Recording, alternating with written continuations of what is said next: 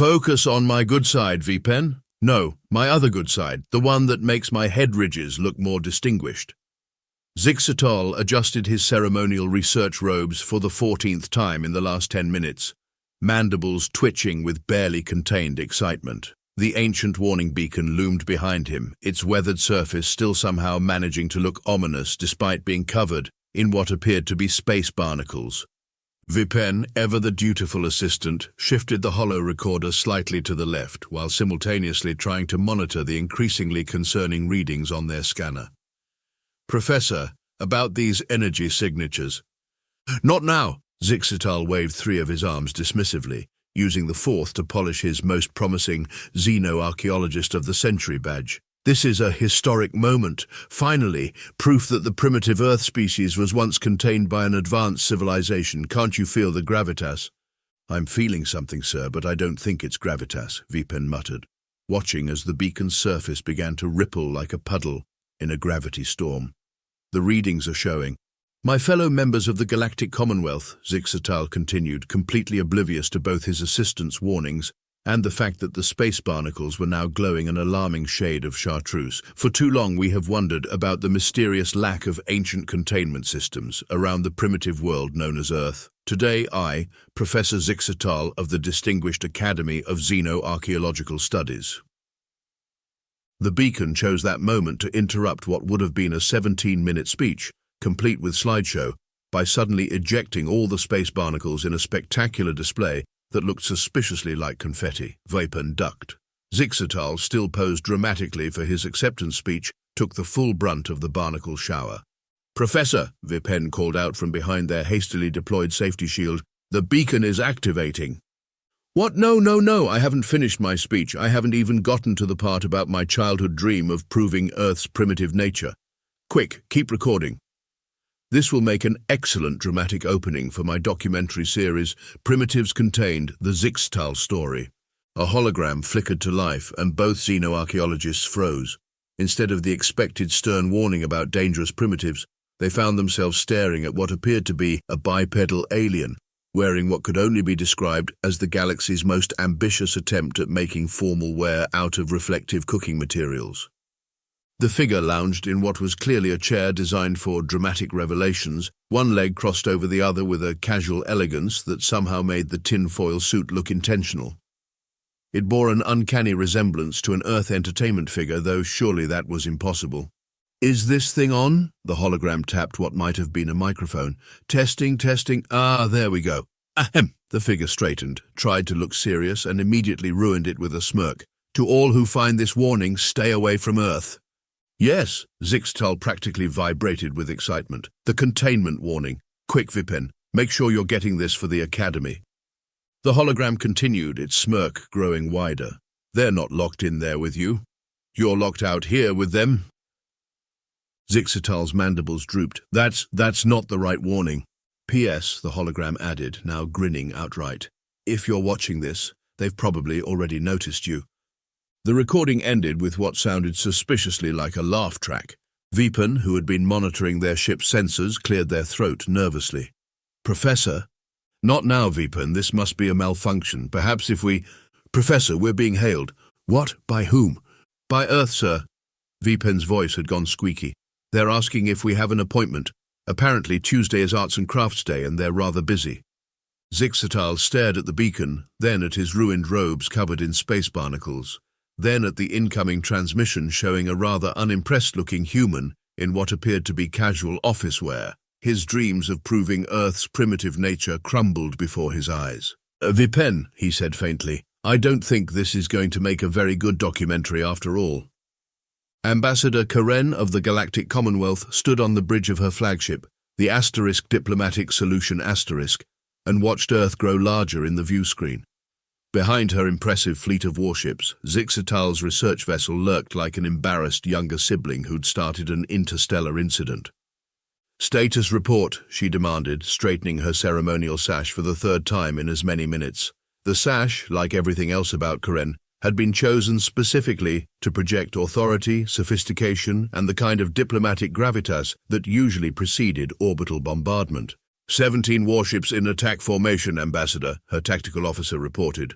all weapons primed and ready to demonstrate our peaceful intentions. Excellent, Karen allowed herself a small smile. And the primitives' response to our arrival? The tactical officer checked his readings again. They sent us a parking permit request form and a complaint about blocking their satellite reception. Karen's left eye twitched. A what? There's also a notice about validating our parking within 2 standard hours, or will be... He squinted at the screen. Towed? Preposterous. We are the most advanced fleet in the Commonwealth. We cannot be towed. She straightened her sash again. Open a channel to their leadership. I will speak with whoever's in charge of this primitive world.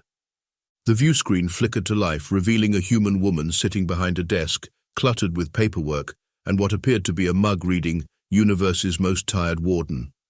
She was filling out forms with one hand while using the other to scroll through something on a tablet.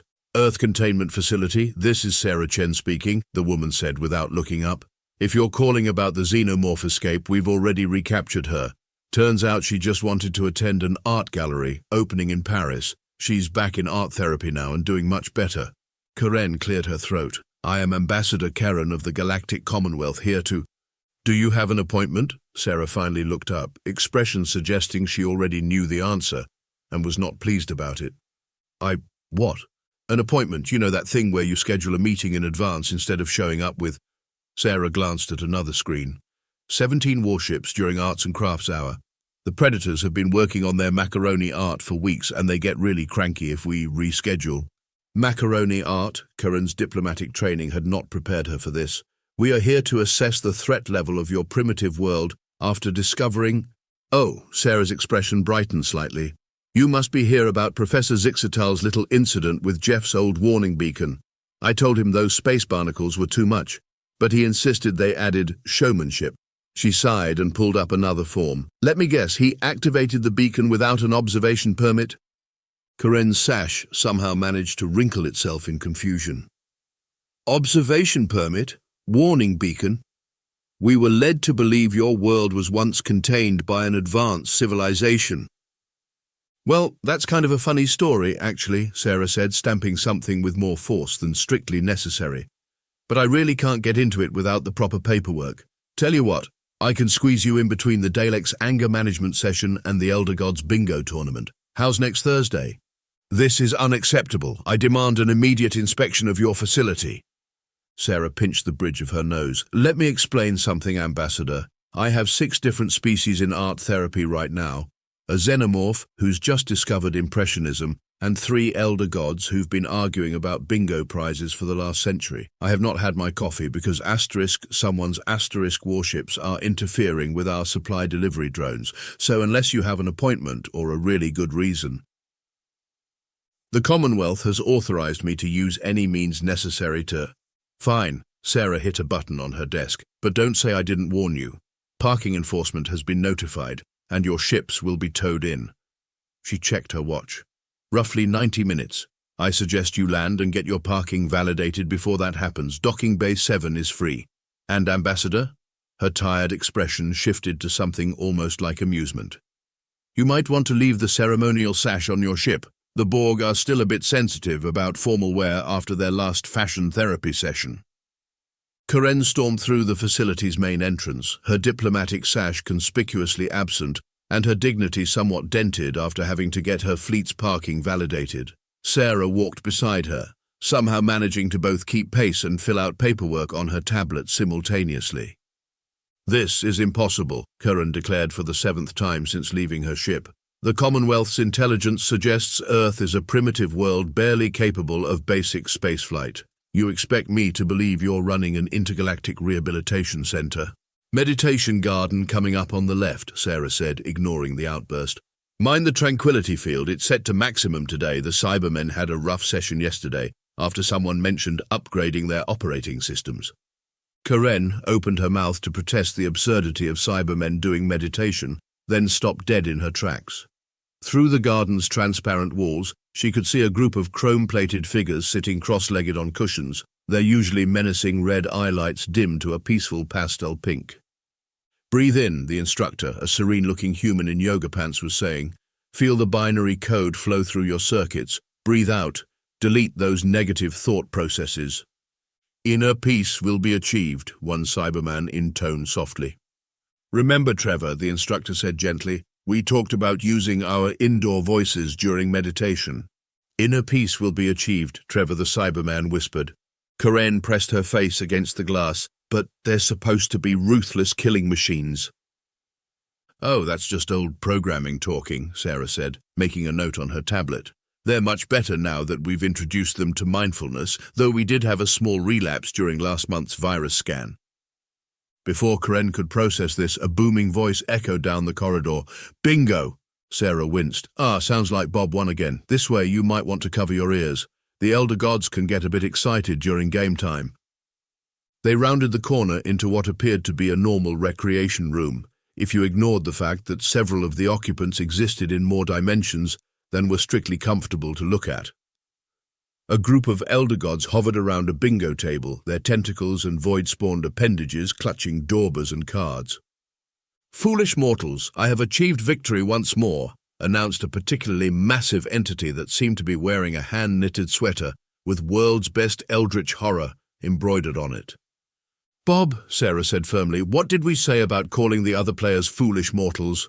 The entity somehow managed to look sheepish despite having a face composed primarily of geometric impossibilities. Sorry, Sarah. Would anyone like to play another round? I brought cosmic cookies. Maybe later, Bob. I'm giving the Commonwealth ambassador a tour. Oh, how lovely. Bob wiggled several appendages in what might have been a wave. Do stop by tomorrow. I'm hosting the book club. We're discussing Eat, Pray, Love and its implications for interdimensional consciousness. Karen found herself being steered away before she could question why an elder god was running a book club. They passed through a series of corridors, each revealing more impossibilities. A massive purple planet-sized entity carefully tending to a bonsai garden. Unicron's really found his passion. You should see his herb garden. A group of Daleks practicing deep breathing exercises. Inhale, exhale, inhale. And what appeared to be a xenomorph carefully painting a still life of some fruit. And here's one of our most successful programs, Sarah said, stopping outside a door marked Group Therapy Room B, the Borg Collective Support Group. Inside, a circle of drones sat on comfortable chairs, their usually threatening implants somehow looking less menacing under the room's warm lighting. One was speaking, their mechanical voice carrying a note of vulnerability rarely associated with cybernetic hive minds. Hi, I'm 7 of 10 and I'm a recovering assimilator. It's been 3 solar cycles since my last unauthorized adaptation attempt. Hi 7, the group chorused. I just get these urges sometimes, you know. Yesterday I saw a really inefficient toaster and I thought, just one little nanoprobe. That's really brave of you to share, 7, the therapist said. Would anyone else like to talk about their struggles with non-consensual technological integration? Karen backed away from the door, her entire worldview undergoing rapid and uncomfortable adaptation. These are some of the most dangerous species in known space.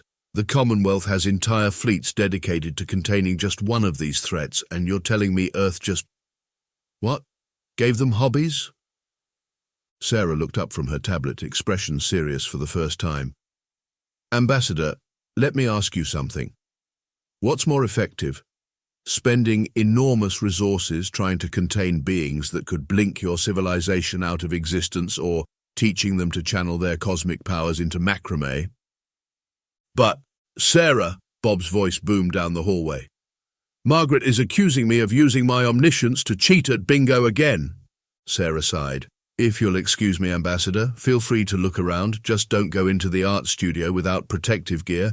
The xenomorphs are experimenting with splash painting, and acid is surprisingly hard to get out of diplomatic attire. She hurried off, already pulling up what appeared to be the Elder God Dispute Resolution Form, Section C, Cosmic Power Misuse in Recreational Activities.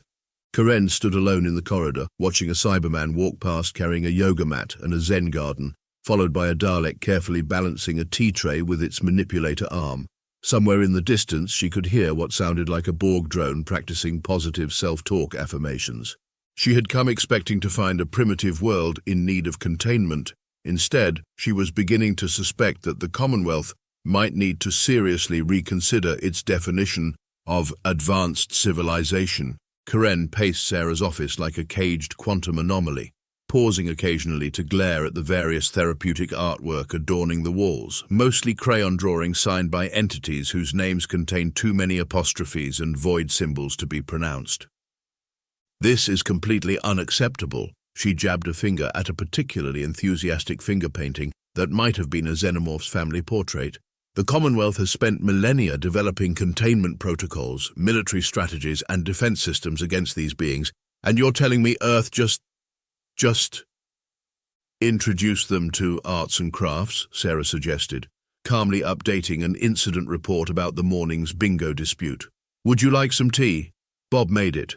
He's very proud of his new blend, calming chamomile of the cosmic void." Karen ignored the offered cup, which seemed to be gently warping reality around its edges.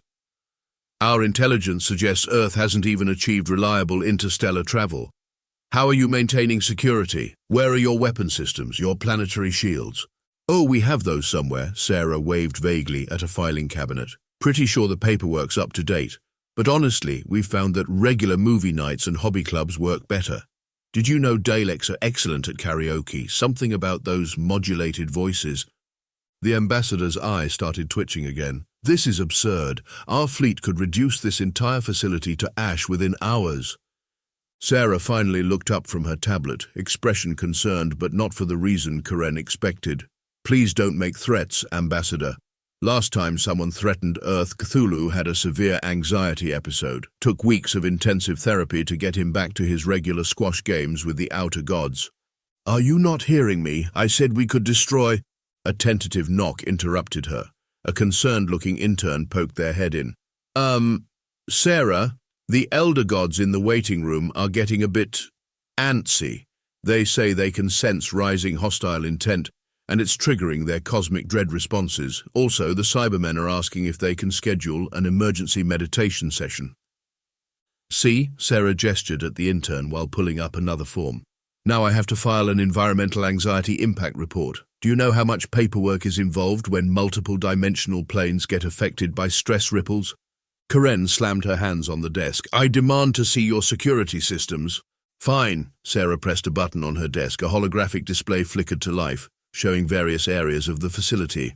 "Here's the security feed, though I should warn you, last week's talent show rehearsals got a bit intense." Karen watched in mounting disbelief as the feed cycled through. A Reaper doing stand-up comedy practice in front of a mirror. 3 Daleks in flower crowns leading a peace and positivity workshop. A Cyberman carefully painting "delete negative thoughts" in calligraphy. The Borg Collective's knitting circle, working on what appeared to be a "resistance is futile, but knitting is fun" banner. Unicron hosting a gardening show for the facility's internal broadcast network, titled "Big Universe, Small Plants." But where are the guards, the containment fields? "Oh, we have those too." Sarah pulled up another screen. "See? Here's our chief of security doing their rounds." The feed showed a cheerful elderly woman pushing a tea cart through a corridor, stopping to chat with various cosmic horrors and handing out cookies. Several elder gods waved their tentacles in greeting as she passed. "That's your security chief, armed with baked goods?" "Margaret makes excellent shortbread," Sarah said defensively. "Besides, have you ever tried to maintain hostile intentions while eating a warm cookie? It's practically impossible. We find it very effective at preventing interdimensional incidents." Karen collapsed into a chair, her diplomatic training warring with reality. "The Commonwealth's most advanced containment facilities can barely hold one of these beings, and you're telling me Earth keeps them in line with baked goods and hobby therapy?" "Well, not just that," Sarah said, pulling up yet another form. "We also have monthly progress reviews, recreational activities, career counseling. Oh, and every other Thursday is karaoke night. You should see the Xenomorphs barbershop quartet. They're getting quite good, though we did have to modify the microphones to handle the acid drool." A distant, harmonious screeching echoed down the corridor, as if to prove her point. "But why? How?" Sarah's expression softened slightly. "Ambassador, let me show you something." She pulled up an old file. "This is what happened when the Commonwealth tried to contain a single elder god using military force." The image showed a devastated solar system. "And this," she switched to a recent photo of Bob the Elder God wearing a Star Baker apron and presenting a perfectly baked cosmic horror-themed cake. This is what happened when we introduced him to the Great British Bake Off. Karen stared at the two images, her entire worldview undergoing what felt like a kernel panic. Are you suggesting that the key to managing the most dangerous beings in the universe is the Great British Bake Off, among other things? Sarah started filling out what appeared to be a reality paradigm shift incident report. Though we did have to ban Paul Hollywood from judging after his handshake caused a minor temporal paradox. In the distance, the Xenomorph Barbershop Quartet launched into what might have been Sweet Caroline. A passing Dalek paused outside the window to water the petunias. I need to understand, Karen said, slumped in her chair and nursing her third cup of Bob's Cosmic Void chamomile. The tea had somehow rearranged her consciousness into 7 different dimensions, but at least the existential dread was subsiding. Show me everything. Sarah nodded and pulled up the facility's historical archives. It started about 10,000 years ago. The previous wardens, the ones who left that warning beacon your professor found, had tried everything to contain these beings. The Exrelaxians built quantum imprisonment fields. The Collective of Ultimate Logic attempted to reason with them. The High Council of Supreme Technology tried force. The archives displayed footage of various advanced civilizations failing spectacularly. The Exrelaxians' containment fields being turned into impromptu disco lights by bored elder gods. The Logic Collective's representatives having emotional breakdowns trying to explain rational behavior to Daleks. The Supreme Technology Council's most advanced warships being used for synchronized swimming practice by a group of particularly artistic reapers. Every species that tried to contain these beings failed, Sarah continued, scrolling through centuries of increasingly desperate attempts. They all approached it the same way. Bigger weapons, stronger shields, more advanced technology. None of it worked. Then they found Earth. But why humans? Karen asked, watching footage of a previous alien warden having an existential crisis after trying to explain proper security protocols to a xenomorph breakdancing crew. Your species hadn't even invented faster-than-light travel. Exactly. Sarah pulled up another file. Look at this psychological assessment from the previous wardens. Asterisk species analysis, humans, Terra Earth, notable characteristics, and tendency to anthropomorphize everything from household appliances to eldritch horrors. Remarkable ability to normalize absolutely anything within approximately 3.7 standard days. Inexplicable talent for finding ways to pet dangerous creatures. Strong inclination toward creating social groups and organizing regular activities. Persistent belief that any being, no matter how cosmically horrifying, just needs a hobby and some friends, asterisk. The previous wardens were desperate, Sarah explained. They'd tried everything else, so they decided to try something completely illogical. They gave custody of the universe's most dangerous beings to a species that looked at Cthulhu and thought, he seems lonely. She pulled up more recent footage.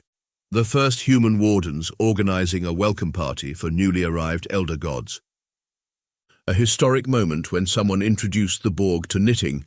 You will be incorporated into this lovely sweater pattern. The groundbreaking discovery that Daleks are physically incapable of maintaining murderous rage while wearing party hats. The first successful bring your alternative timeline self to work day. Other species tried to contain these beings by treating them as threats, Sarah continued. We looked at them and saw beings who needed structure, social activities, and maybe some arts and crafts. The Exrelaxians tried to imprison Unicron. We gave him a community garden plot and a subscription to Better Homes and Planetary Gardens.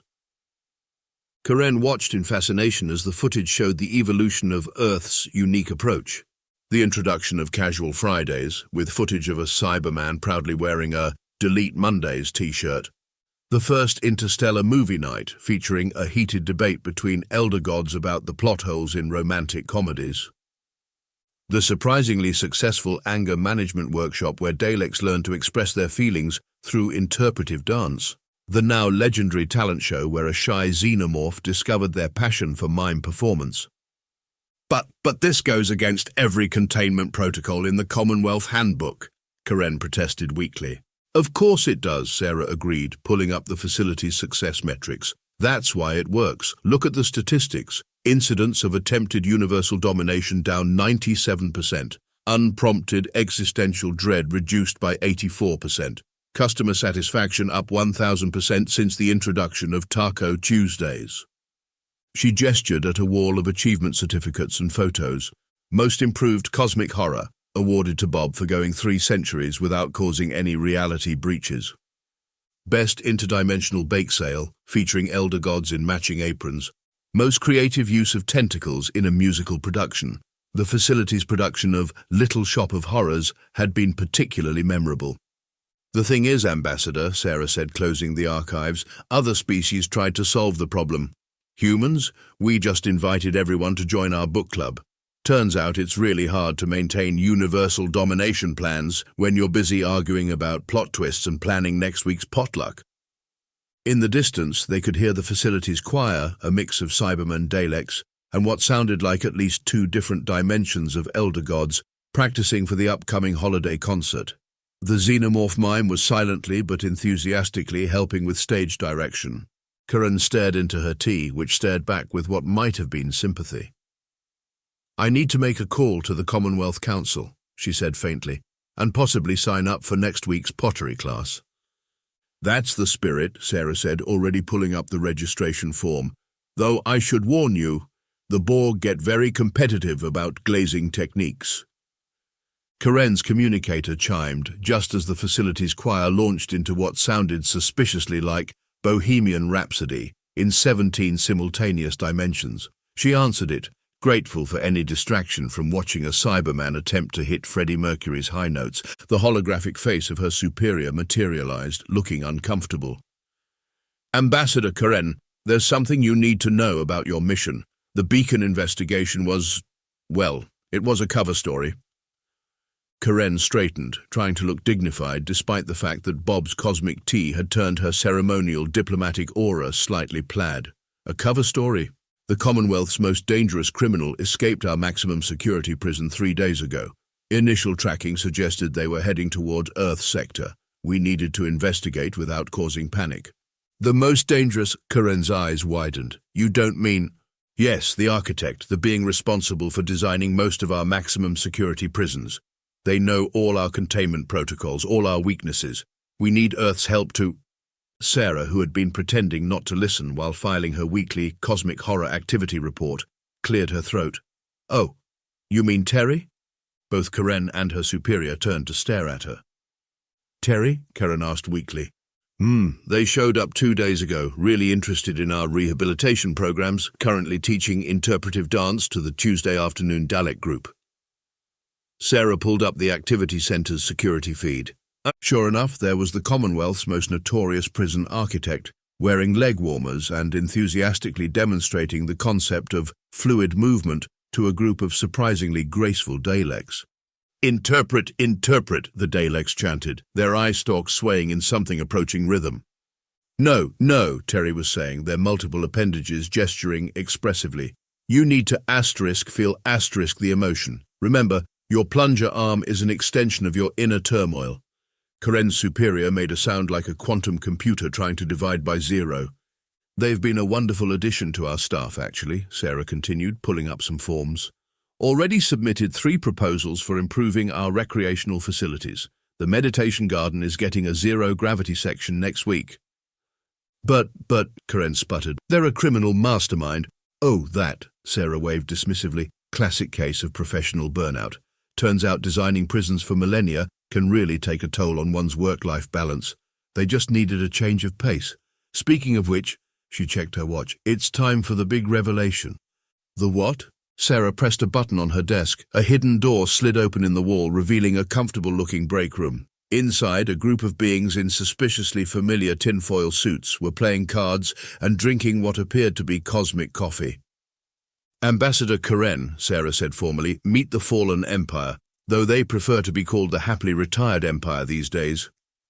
One of the tinfoil-suited aliens looked up and waved. It was the same one from the warning beacon, still rocking the Jeff Goldblum aesthetic. "Hey there. Hope our warning beacon didn't cause too much trouble. The space barnacles were Kevin's idea. He's going through an artistic phase. Karen's reality underwent its 3rd major restructuring of the day." "You?" You're the advanced civilization that supposedly fell? The ones who built the containment system? Built it, the alien laughed. We *funded it. Best retirement investment ever. See, we spent eons trying to maintain order in the galaxy through force, containment, all that serious empire stuff. Then we found humans. They brought us cookies, another alien chimed in dreamily, and asked if we wanted to join their book club.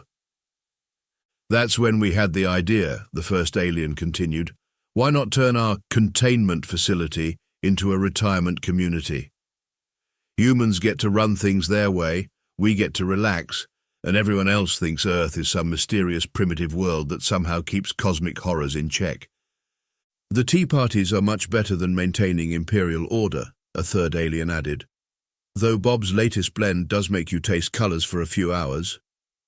Karen turned to Sarah, who was calmly updating the facility's status from Intergalactic Containment Center to Universe's most unique retirement community on their welcome sign. You knew all this time? Of course, Sarah shrugged. Why do you think we call it a rehabilitation center instead of a prison? Everyone here is technically retired. They just needed help finding new hobbies. The Elder Gods were cosmic horrors because they were bored. The Daleks were genocidal because nobody ever taught them interpretive dance. Even the Cybermen just needed someone to introduce them to meditation and casual Fridays. Through the window, they could see Terry leading their dance class in what appeared to be an interpretive representation of the heat death of the universe. The Daleks had really gotten into it, their plunger arms moving with surprising emotional depth. But what about the Commonwealth, the containment protocols, the defense fleets? The retired Emperor looked up from his card game. Oh, that's just to keep everyone busy. You'd be surprised how much paperwork it takes to maintain the illusion of a threatening primitive world. Speaking of which, he pulled out a form. How would you like to join our community theatre group? We're doing The Sound of Music next month, and we need someone to play Maria. Karen stared at the form, then at the dance class, then at her now multiphasic tea. Finally, she sat down and picked up a pen. Will there be cookies at rehearsal? Sarah smiled and started preparing the retirement paperwork. Welcome to Earth Retirement Community, Ambassador. I think you'll find our benefits package includes excellent cosmic healthcare and unlimited art therapy sessions. In the distance, the Xenomorph Barbershop Quartet started warming up for their afternoon performance of Sweet Caroline. A group of Elder Gods floated past, discussing their upcoming pottery exhibition. And somewhere in 17 dimensions simultaneously, a Cyberman finally hit that high note in Bohemian Rhapsody. 3 months later. You know, Karen said, adjusting her staff cultural liaison badge while reviewing the talent show program. When I filed my report to the Commonwealth Council, they thought I'd gone mad. Took 3 hours of interpretive dance by the Dalek Peace Corps to convince them. Sarah looked up from her ever-present tablet where she was filling out the evening's interdimensional performance safety and reality stability assessment forms. At least they approved the expansion budget, though I still can't believe you submitted it in the form of an epic poem. Bob's been tutoring me in cosmic verse. Did you know you can rhyme in 7 dimensions simultaneously? Karen paused to approve a last-minute costume request from the Xenomorph Ballet Troupe. No. Tell Prima Ballerina X Thesis they can't use actual acid for the death scene. I don't care if it's more authentic. We're still repairing the stage from last year's performance. The facility's auditorium was packed. Elder Gods floated in the upper atmosphere section, their tentacles holding up supportive signs written in impossible colors. The Cybermen meditation group sat in perfect lotus position, their chrome surfaces polished to a mirror shine for the occasion. Even Terry had taken a break from revolutionizing the facility's recreational programming to join the audience, their multiple appendages busy knitting what appeared to be a sweater large enough for Unicron. The lights dimmed, causing several dimensions to hiccup slightly. Ladies, gentlemen, and beings of indefinable cosmic horror, the MC, a surprisingly charismatic Reaper, floated onto the stage. Welcome to the annual Earth Retirement Community Talent Exhibition. Please hold your existential dread until the intermission. Karen leaned over to Sarah as the first act began. By the way, did Professor Zixatal ever finish his documentary? Oh, that, Sarah smiled. He's actually enrolled in our new Finding Purpose After Academic Disillusionment program. currently co-teaching a class on space barnacle arrangement with Bob. On stage, a Reaper was killing it with their stand-up routine. So, I said to the organic, "Why did you cross the dimensional barrier?" And they said, "To get to the other side." And I said, "That's literally my job description."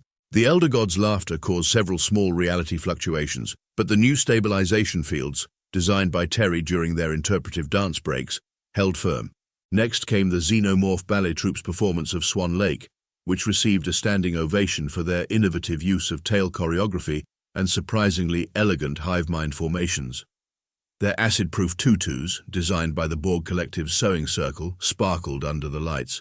But the real showstopper was Cthulhu's debut with his interpretive jazz quartet. The piece, titled Sounds of the Sunless Seas in B-flat, featured impossible time signatures and chord progressions that technically existed in other dimensions. The horn section, composed entirely of void-spawned appendages, was particularly impressive. "Oh," Karen remembered, pulling out her tablet. "The Commonwealth wanted to know if we're still broadcasting that warning beacon." "We repurposed it," Sarah said. "Here's the new message." They watched as the hologram of the tinfoil-suited alien appeared, now wearing a Hawaiian shirt over the tinfoil. "Welcome to Earth Retirement Community, where cosmic horrors come to unwind," featuring unlimited interdimensional bingo, daily arts and crafts, award-winning therapy programs, and the galaxy's only zero-gravity meditation garden, now accepting new residents. Note: all apocalyptic tendencies must be checked at the door, casual dress code strictly enforced. "I still think the dress code is too casual," Karen muttered, but she was smiling as she watched Cthulhu's quartet launch into an encore performance of What a Wonderful World in 17 simultaneous keys. "Yeah." "Speaking of which," Sarah said, checking her schedule, "don't forget about tomorrow's Hawaiian Shirt Thursday. Even the Cybermen are participating." "Resistance to floral patterns is futile," agreed a passing Borg drone, their Hawaiian shirt clashing magnificently with their cybernetic implants. Karen sighed and made a note to replicate something appropriately tropical. After all, there were worse fates than retiring to a place where elder gods ran book clubs and Daleks solved their problems through dance. The Commonwealth might still think Earth was a primitive world of impossible containment, but she knew better. It was simply a place where every being, no matter how cosmic or horrifying, could find their inner artist, learn to bake interdimensional cookies, and maybe, just maybe, learn to look good in a Hawaiian shirt. Above them, the Xenomorph mime troupe began their silent but somehow deeply moving interpretation of The Very Hungry Caterpillar. In the distance, Bob's tea kettle whistled in 7 different dimensions. Just another day at the universe's most unique retirement community.